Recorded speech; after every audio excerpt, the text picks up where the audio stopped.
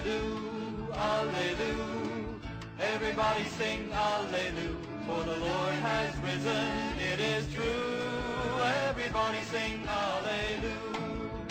30 years he walked the land. Alleluia, Alleluia. To all in need he lent his hand. Alleluia, Alleluia, Alleluia. Everybody sing Welcome to this playlist, which is devoted to a discussion and an analysis of the Second Vatican Council. As you may recall, in the last couple of installments, we've been discussing how the Council of Trent established the traditional Latin Mass as the sole liturgy of the Roman Rite. The Council of Trent anathematized anyone who would ever dare change the liturgy to a new one. We then discussed in the next video how Pope St. Pius V followed up on the Council's directive to issue a standardized missal. In his bull about this, called Quo Primum, Pope Pius dogmatically decreed that nothing could be added or subtracted to the Latin Missal. No pope or council could ever have the ability to undo the decree. Father Paul Nicholson is a priest from Canada who celebrates the Latin Mass. For that, he has my thanks and my appreciation. He also has a YouTube channel.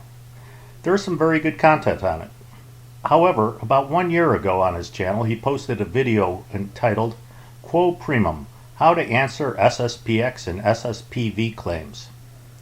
Unfortunately, he presents some things as being factual that we need to examine a little more closely today. I have a link to Father Nicholson's video below so you can view it in its entirety. Father Nicholson basically makes 3 main points in his video. In this video, I'll replay his major points and then I'll respond to those. And as far as Catholic goes, you have to submit to the Roman Pontiff to be Catholic. You have to be in communion, not just say prayers for the Pope.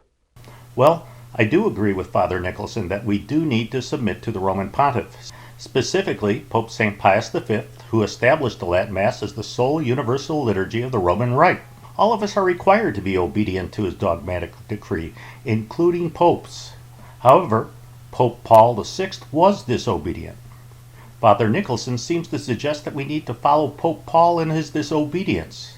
Please refer to my videos on Pope Honorius I, which are linked below. There are 2 videos that talk about how Pope Honorius was a pope who became a heretic. Because of his heresy, he was anathematized by an ecumenical council, and the decrees of the council were approved by the pope. Now, the Patriarch of Constantinople, Sergius, as well as others, was obedient to Pope Honorius, and Sergius relied on Honorius's guidance in regard to Honorius's heresy.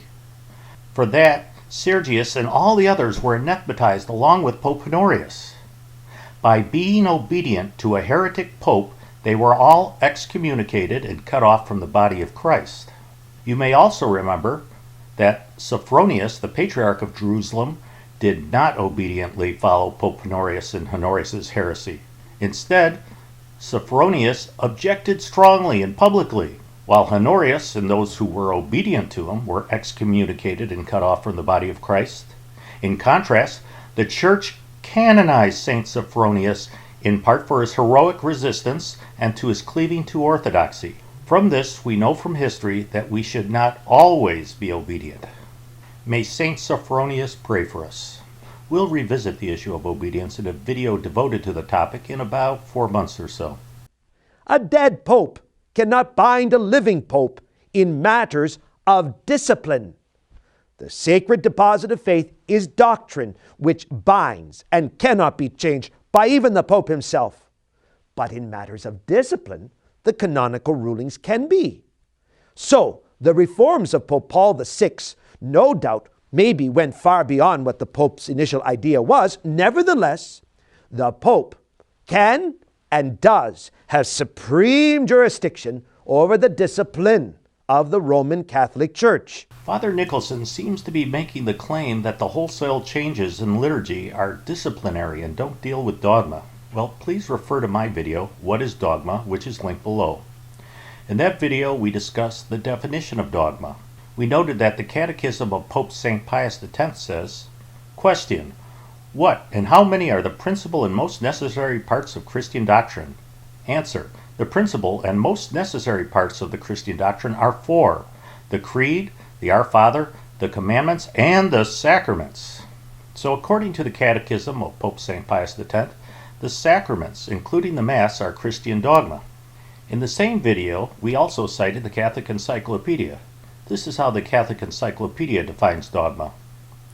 But according to a long-standing usage, a dogma is now understood to be a truth appertaining to faith or morals revealed by God, transmitted from the apostles in the scriptures or by tradition, and proposed by the Church for the acceptance of the faithful.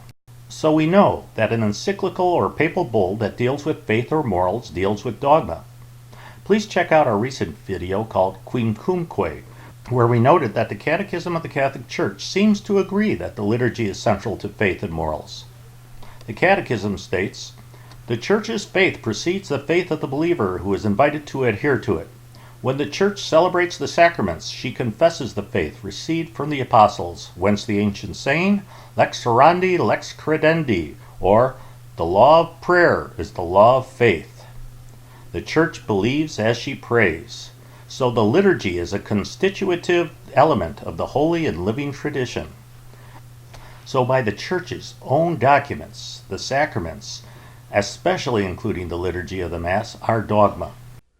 Quo Primum tempore, while a papal bull, and is part of the papal magisterium, provides exceptions. The full force of it is already conditioned. It already foresaw and granted permission that celebration of Mass may take place in older particular rites, those that were older than 200 years, and they had a right to continue in existence, like, for example, the Ambrosian Rite of Milan. Now, if the Missal of Pius V was not obligatory for some priests, then Quo Primum tempore was not binding doctrine, but rather disciplinary. Well, this third clip seems to be the crux of Father Nicholson's case. This argument seems to be what the first two arguments were leading to. Well, unfortunately, Father Nicholson is using a non sequitur logic here. Non sequitur means it does not follow. The formula for a typical non sequitur argument is to say that A equals B because of C, but it's a non sequitur argument if C doesn't prove anything in regards to A being equal to B. So let me explain this better. Father Nicholson seems to be saying that the Latin Mass is not dogma because there's an exception to Quo Primum. It seems that Father Nicholson is suggesting that dogma cannot have any exceptions. Well, if this was a true premise, then his argument would make sense, and it would no longer be a non sequitur argument. However, dogmas in the Church have exceptions. For instance, there's a dogma in the Catholic Church that says, outside the Catholic Church there is no salvation. However, there's an exception to this. If a person is invincibly ignorant of the truth of Catholicism through no fault of their own, but they nevertheless seek God with a sincere heart and are moved by grace and try in their actions to do God's will as they know it, those people might have some hope for salvation. Another example of a dogma with exceptions is the dogma that unless we are baptized, we cannot enter the kingdom of heaven. However, there's an exception to this called baptism by desire. An example of this exception is when a child is killed in a car crash on the way to his baptism. The Church teaches that the child may still be saved since the parents had desired to baptize the child. There's a second exception to this dogma, that unless we are baptized we cannot enter the kingdom of heaven. The exception is called baptism by blood. The Church has always taught that if an individual desired to be baptized but becomes a martyr before he is able to be baptized, that person will be saved through the baptism of his blood. Now, these are just the first two dogmas that I thought of that have exceptions, and it might be kind of fun to see how many we can come up with. If you can think of some, please post them below and we'll see how many we can list. So you see, Father Nicholson's argument that Quo Primum is not dogma because it includes an exception is flawed because his argument is a non sequitur argument. The logic just doesn't follow. Now, I should note that the Catechism of Trent is a far superior document to the Catechism of the Catholic Church. However, I'm citing the Catechism of the Catholic Church because I suspect there's going to be some targeted viewers of this video who are going to be more familiar with it. Well, we'll be back with another installment in about a week. In the meantime, this Sunday, you may have a choice between driving 1 hour to a Latin Mass or driving 5 or 10 minutes to a Novus Ordo Mass. Please consider choosing the Latin Mass.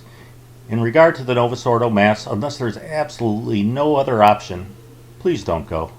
Now, baby, please don't go. Now, baby, please don't go. Baby, please don't go back to your Orleans and get your cold ice cream.